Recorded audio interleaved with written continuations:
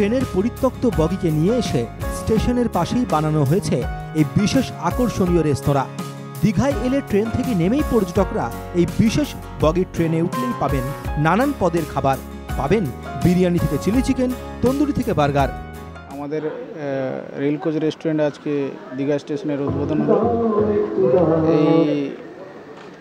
আজকে একটা ভিন্ন ধরনের কনসেপ্ট নিয়ে আমরা রেল কোচ রেস্টুরেন্ট একটা দীঘা স্টেশনে তৈরি করেছি। আর রেলের প্যাসেঞ্জারের সঙ্গে সঙ্গে বাইরের প্যাসেঞ্জারও এটা এখানকার যে রেস্টুরেন্টের সুবিধা সমস্ত কিছু পেতে পারবে।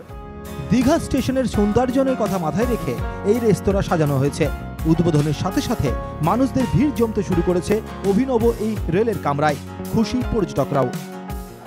আশা করছি ভালোভাবেই চলবে। জগন্নাথ মন্দির যখন পাশাপাশি আছে, জগন্নাথের আশায় সব কিছুই ভালো হবে। খাওয়া দাওয়া কেমন এখানে দেখলেন? দারুণ খাবার, দারুণ। মানে রেট কেমন? সীমিত? সীমিত, হ্যাঁ হ্যাঁ, মানুষের সীমিতের মধ্যেই রেট। বাকিদের কি বলবেন এই রেস্টুরেন্টে আসার জন্য? হ্যাঁ, সবাই আসুন, ভালো করে খান, বসে আনন্দ করুন। ভ্রমণ প্রিয়দের কাছে এই ট্রেনের বগি এখন দীঘার রসনা তৃপ্তির অন্যতম সেরা ঠিকানা। দীঘা থেকে শান্তনু বেরার রিপোর্ট, NKTV বাংলা।